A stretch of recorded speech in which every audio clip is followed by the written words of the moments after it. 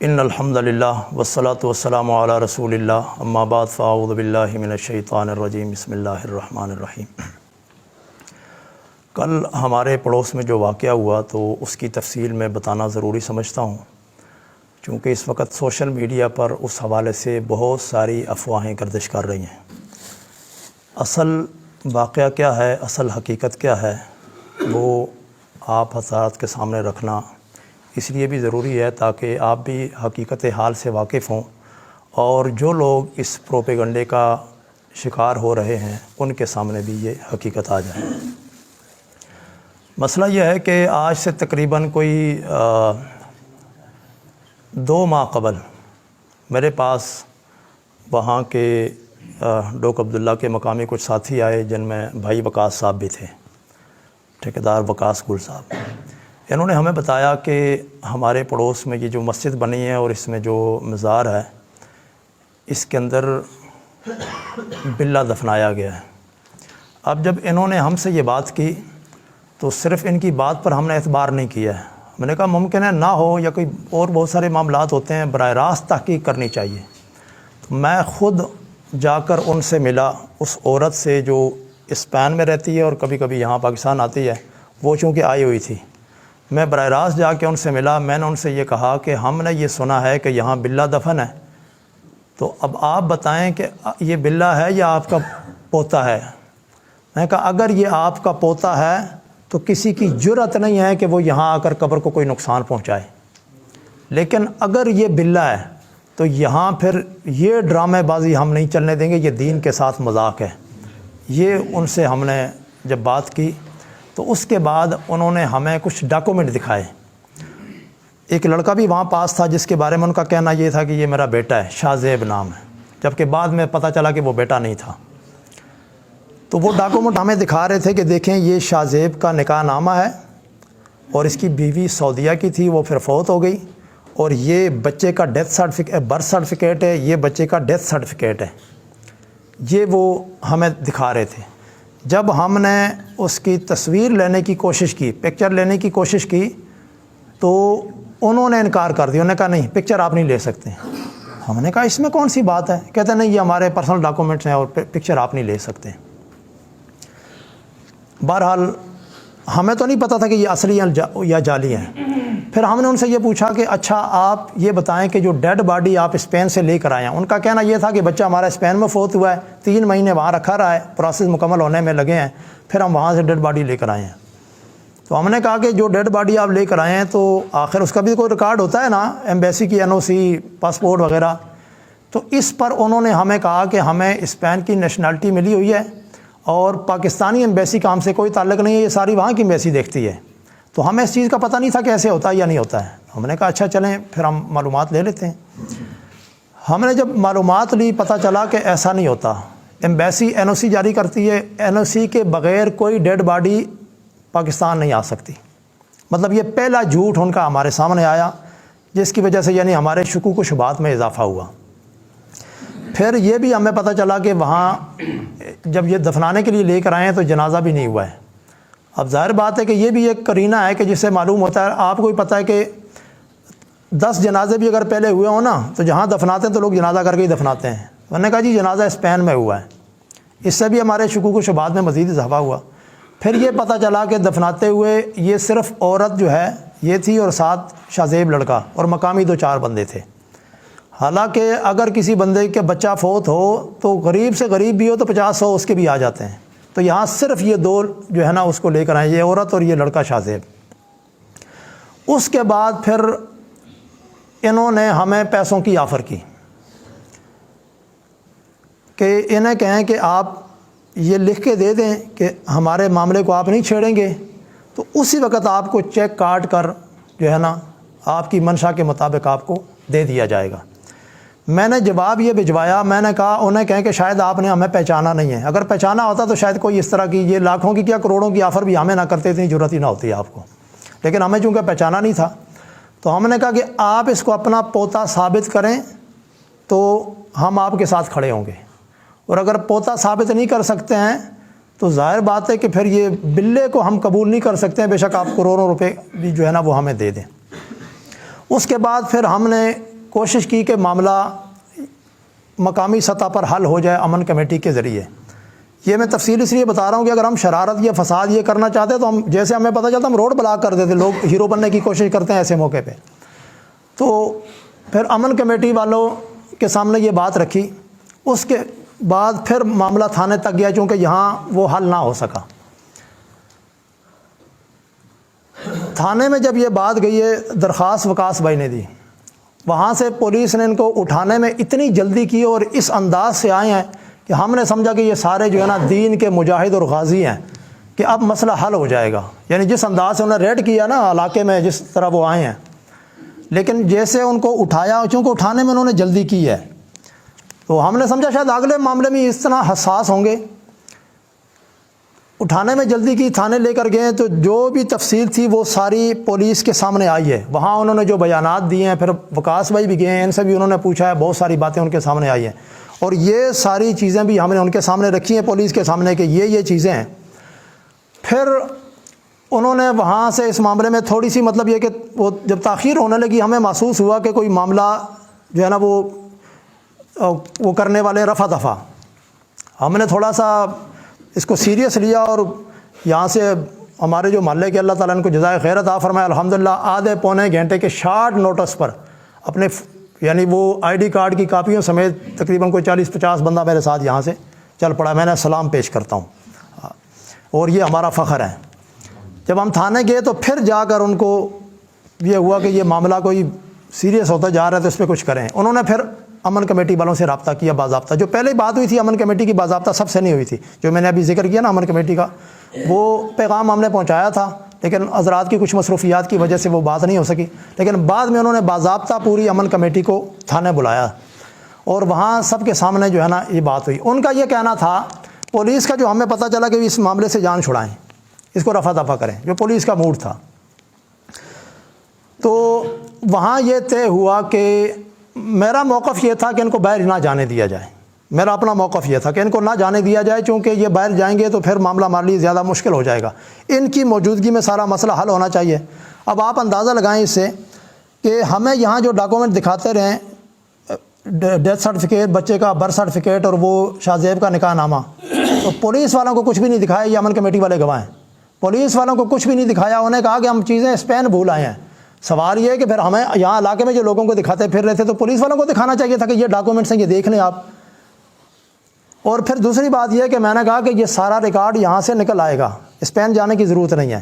لیکن سارے حضرات کا یہی مشورہ تھا کہ ان کو جانے دیا جائے, کیونکہ وہ کہہ رہے ہیں کہ جی ہمارے پاس ساری چیزیں وہاں ہیں تو ہم بھیج دیں گے. تو ہم نے کہا چلیں اگر مسئلہ ایسے حل ہوتا ہے تو ہم اپنی بات سے ہی جو ہے نا وہ پیچھے ہٹ جاتے ہیں, جانے دیں ان کو, لیکن مسئلہ حل ہونا چاہیے. اب انہیں جانے دیا گیا. یہ تقریباً میرے خیال ہے 18 تاریخ کو ہمارا یہ وہاں معاہدہ ہوا تھا. 22 تاریخ کو ان کی فلیٹ تھی, 22 تاریخ کو وہ چلے گئے. اس کے تقریباً 10-15 دن ہم انتظار کرتے رہے, کیونکہ تھانے میں ہم نے معاہدہ کیا تھا نا کہ بھی قانون کے مطابق وہ جو راشد کیانی صاحب جو تھے انہوں نے کہا تھا, ہم نے آئی بی کو بھی لیٹر لکھ دیا ہے اور ایف آئی اے کو بھی لکھا ہے. اور یہ جیسے ہی رپورٹ آئے گی کہ ڈیڈ باڈی باہر سے نہیں آئی ہے تو انشاءاللہ ہم قانونی کارروائی کریں گے. اب آپ بھی یہ جانتے ہیں کہ یہ 2 گھنٹے کا کام ہے. اگرچہ پولیس ہمیں وہ کرتی رہی ہے کہ یہ اتنا لمبا پروسیس ہوتا ہے فلاں ہوتا ہے, لیکن یہ لالی پاپ ہمارے سامنے نہیں چلتے ہیں, ہم سب سمجھتے ہیں. تو 15 دن ہو چکے تھے. نہیں یہ جو ہمارا وہ ہوا تھا معاہدہ ہوا تھا, اس کے بعد ہماری خاموشی کو 15 دن ہمیں ذکر کر دیں جس مہینے میں معاہدہ ہوا تھا. فروری میں, فروری کے 18 غالباً 18 تاریخ تھی. 10-15 دن ہم خاموش رہے اور میرے بارے میں پھر مشہور کیا جا رہا تھا کہ اس کو بھی پیسے مل گئے ہیں. ایک پولیس والا نے بھی کہا, میں نام نہیں لینا چاہتا ہوں, انہوں نے کہا جی پیسہ اس بھی ہم کھاتا ہوں, چپ ہو گیا. اب جب مجھے پتہ چلا تو میں نے کہا یار ایک تو یہ ہماری شرافت ہے کہ ہم انتظار کر رہے ہیں ان کا, اور یہ بھی ان کی خوش قسمتی تھی کہ یہ انتظار ہم نے زیادہ کر لیا اور میں تھوڑا سا اور کاموں میں مصروف تھا, ورنہ تو 15 دن کے انتظار کی کیا تک بنتی ہے. لیکن میرا شکوہ اپنے ان بھائیوں سے بھی ہے, امن کمیٹی والے ہمارے دوست ہمارے بھائی ہیں. دیکھیں ان کا بھی کام بنتا تھا کہ جب وہ سست ہیں 15 دن میں وہ نہیں, تو کچھ نہ کچھ آپ بھی ہمارے ساتھ کوئی ہیلپ کرتے ہو, ان تک پیغام پہنچاتے ہیں بھائی معاملہ حل کرو. تو بہرحال چونکہ شکوے اپنے سے ہوتے ہیں, ہمارے بھائی ہیں ہم, لیکن شکوہ اپنے سے ہی ہوتا ہے کہ یہ حضرات بھی اگر ہمارے ساتھ اس طرح اس معاملے میں وہ کرتے تو شاید پولیس اس حد تک جو ہے نا سستی کا مظاہرہ نہ کرتی. 15 دن کے بعد جب ہم نے دیکھا کہ معاملہ جو ہے نا اب الزام ہمارے اوپر لگ رہا ہے کہ پیسے انہوں نے کھا لیے اور اب یہ اس لیے معاملہ ٹھنڈا ہو گیا ہے، تو ہم نے احتجاج کی کال دے دی۔ جب ہم نے احتجاج کی کال دی تو پھر پولیس متحرک ہوئی۔ یہ بھی ہمارے ملک کا ایک المیہ ہے کہ جب تک آپ روڈ پہ نہیں آتے ہیں، جب تک کوئی ہلا گلا نہیں کرتے ہیں، تو کسی کے کانوں پہ جوں تک نہیں رینگتی ہے، مجبوراً پھر یہ کرنا پڑتا۔ ورنہ اللہ گواہ مسجد میں بیٹھا ہوں، روزے کی حالت میں ہوں، لا الہ الا اللہ محمد رسول اللہ، طبی طور پر مجھے بڑی تکلیف ہوتی ہے روڈ پہ آنے کے لیے۔ پھر لوگوں کو تکلیف ہوتی ہے، بیچارے مزدور لوگ ہوتے ہیں، کوئی غریب کہیں جا رہا ہے، کوئی بیمار ہے، مریض ہے، لیکن دوسری طرف معاملہ ایسا ہوتا ہے کہ پھر آخر جب حد ہو جائے تو پھر یہی ہمارے ملک میں اور تو کوئی راستہ ہی نہیں ہے۔ اب جب ہم نے احتجاج کی کال دی تو پھر انتظامیہ متحرک ہوئی، پھر کالوں پہ کالیں، پھر رابطے کر رہے ہیں، جی آپ سے ملنا ہے، بات کرنی ہے۔ ہم نے اگرچہ اشتعال تھا، سب کچھ تھا، مقامی ساتھی بھی ہمیں کہہ رہے تھے بھی اب نہیں ملنا ہے ان سے، لیکن پھر بھی میں نے کہا یار چلے، فساد نہ ہو، فتنہ نہ ہو، روڈ پہ آنے کی ضرورت ہی نہ پڑے، پہلے ہی معاملہ حل ہو جائے۔ ہمارا مقصد یہ ہے کہ معاملہ حل ہو جائے۔ پھر ہم وہاں گئے، تھانے بیٹھے، ان سے بات ہوئی تو انہوں نے کہا جی ایس ایچ او صاحب نئے آئے ہوئے ہیں، اور ایس ایچ او صاحب نے بھی کہا میں نیا آیا ہوں، تو پہلے والے ایس ایچ او جو ہیں وہ چلے گئے ہیں، ملک عبدالعزیز صاحب، اور بڑے اچھے طریقے سے وہ ملے۔ مطلب اس وقت تک انہوں نے جو ہم سے بات چیت کی ہے، جس طرح ہمیں ملے ہیں اس وقت تک، مطلب وہ بہت اچھے طریقے سے ہمیں ملے ہیں، بڑے بااخلاق طریقے سے۔ تو انہوں نے کہا کہ آپ مجھے اب مطلب یہ ہے کہ کچھ دن دے دیں تو میں اس معاملے کو جو ہے وہ دیکھتا ہوں، تو انشاءاللہ جتنا جلد ممکن ہو سکے اس معاملے کو حل کریں گے۔ تو میں نے کہا ٹھیک ہے، اگر آپ کہتے ہیں ہم آپ کو بھی ٹائم دے دیتے ہیں۔ اس کے بعد تقریباً کوئی 1.5 ہفتہ گزر گیا، لیکن ایف آئی اے کی رپورٹ، وہ جو 18 تاریخ کا معاہدہ تھا کہ ایف آئی اے کو لکھا ہے، اس وقت تک 1.5 ہفتے کے بعد بھی ایف آئی اے کی رپورٹ نہیں آئی، جو 18 تاریخ کو لکھی تھی اور اگلے مہینے کے کوئی 10 کے قریب یا 12 اس کے لگ بھگ تاریخ تھی۔ تو اس کے بعد تو پھر ہم نے اپنے پوری پنڈی کے جو ہمارے ذمہ دار ہیں ان حضرات سے بھی رابطہ کیا، اور جتنے ہمارے یعنی حلقہ احباب تھا، کہ اب ہم نے ہر صورت جو ہے نا وہ احتجاج کرنا ہے۔ پھر وہ حضرات ہمارے یہاں تشریف لائے، ایس ایچ او صاحب بھی تھے، ڈی ایف سی صاحب بھی تھے، دیگر حضرات بھی تھے، یہیں ہم بیٹھے۔ میں نے کہا جی اب میرے بس میں نہیں ہے احتجاج کی کال واپس لینا، کیونکہ یہ تو پھر ایک ڈرامہ ہوگا نا۔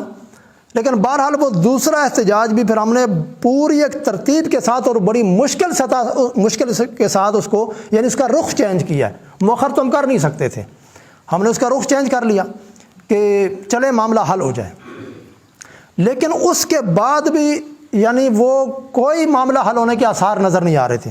ہم نے کہا یہ کون سا مشکل کام ہے، اتنا اہم معاملہ یہاں ہے، اور تاریخ ہم نے بتا دی ہے، اس تاریخ کو وہ لوگ اسپین سے آئے ہیں، اس ایئر لائن میں آئے ہیں، ایئر لائن کا نمبر بتا دیا، بندوں کے نام دے دیے، آئی ڈی کارڈ ان کے دے دیے، اور پیچھے رہ کیا جاتا ہے؟ یہ تو پولیس خود بھی جا کر ایئرپورٹ سے ریکارڈ نکلوا سکتی ہے۔ تو انہوں نے ہمیں یہ کہا کہ جی ایف آئی اے ہماری بات نہیں مانتی ہے، مطلب انہوں نے ابھی تک ریکارڈ نہیں دیا، تو ایف آئی اے ہمارے انڈر نہیں ہے۔ تو میں نے کہا پھر آپ ہٹ جائیں، ایف آئی اے کا باپ بھی ریکارڈ دے گا، ان کی جرت کیسی ہے؟ یہ ہمارے ٹیکسوں پہ پلنے والے یہ جو بیٹھے ہوئے ہیں، یا تو انہوں نے پیسہ کھایا یا نااہل ہیں، ہم ان کو دیکھ لیں گے۔ میں نے کہا یہ ہمارا کام ہے، بڑے سے بڑا افسر بھی ہو نا، ہمارے لیے کوئی مشکل نہیں ہے۔ میں نے کہا ہم ان کو دیکھ لیں گے جو ایسی پوسٹوں پہ بیٹھ کے جو ہے نا اس طرح کی خباثت کر رہے ہیں۔ تو یہ آخری وارننگ ہم نے دی، ہم نے کہا کہ ایف آئی اے کو کہیں کہ یہ ریکارڈ نکلوا لیں۔ اس کے بعد کچھ دن پھر گزر گئے، ہم نے پھر رابطہ کیا، جی کیا بات ہے، ایف آئی اے نے کوئی ریکارڈ دیا ہے؟ نہیں دیا۔ کہا جی ابھی تک نہیں دیا ہے۔ ہم نے کہا آپ ہمیں وہ کاپی دیں۔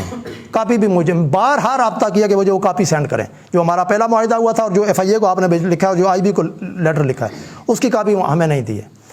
تو اس میں پھر یہ جاوید شاہ جو ڈیری اسلام آباد کا رہنے والا، اس نے جو ہے نا وہ یہ اپنا سارا ورک شروع کیا اور پروپیگنڈا بھی شروع کیا، اور کچھ اس طرح ہمیں یہ اطلاع ملی کہ کچھ چیزیں جعلی بنانے کی کوشش ہو رہی ہے۔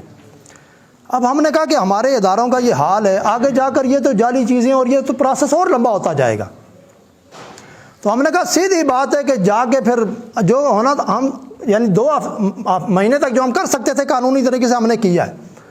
اب جب حد ہو گئی ہے تو پھر اعلی علاقہ کو ہم نے کہا جی معاملہ جو ہے نا اب اس تک نہیں رہا کہ یہ ادارے اس کو حل کریں گے، اب ہمیں نہیں لگتا۔ تو انہوں نے کہا اگر نہیں لگتا تو اب ہمیں لگتا ہے کہ حل ہوگا، اور انہوں نے حل کر کے دکھا دیا۔ کل پھر جا کر وہاں سب کے سامنے، وہاں بھی کیمرے لگے ہوئے تھے اندر، اور انہوں نے بھی سارا لائیو چلایا ہے، بہت سارے ساتھیوں نے ویڈیو بنائی ہے، اور سارا جو ہے نا سب کے سامنے ہے کہ جو کچھ وہاں سے نکلا، جب قبر کھودی ہے اس میں بلے کے ساتھ یہ قرآن مجید کی یہ آیات، یہ آپ خود دیکھ سکتے ہیں، یہ اب یہ دیکھ لیں، یہ قرآنی آیات، یہ آپ یہ دیکھیں، یہ دیکھیں، ارائیت الذی یکذب بالدین فذلک اور بعد میں اب وہ پروپیگنڈا یہ کر رہے ہیں کہ یہ ان لوگوں نے چیزیں باہر سے لا کے ڈالی ہیں. مجھے بتاؤ کوئی ایماندار آدمی جس میں ذرہ برابر بھی ایمان ہو وہ قرآن کے ساتھ یہ تماشا کرے گا؟ اور اگر ہم یہ ڈرامہ کرتے اور یہ فساد کرتے تو ہم 2 مہینے تھانوں کے چکر لگاتے, ہم 2 مہینے ادھر خوار ہوتے. جبکہ رمضان میں تو میری روٹین یہ ہے کہ جب چاند نظر آ جائے تو میری تو موبائل کی سمیں نکل, کسی سے کوئی رابطہ نہیں ہوتا ہمارا.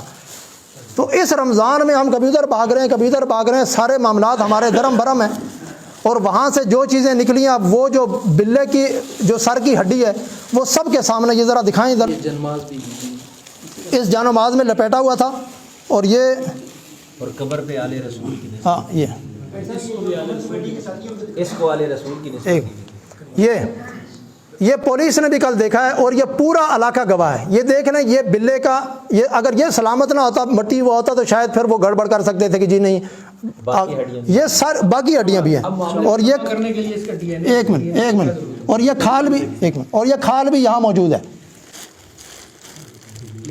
ہاں یہ نیچے نہ دغا کی کتاب, یہ بلے کی کھال ہے جس کے بارے میں ان کا یہ تھا کہ یہ ہمارا مرشد ہے, اور کہا کہ یہ اتنا نور اس کا پھیلتا ہے کہ آنکھیں دیکھ نہیں سکتی ہیں.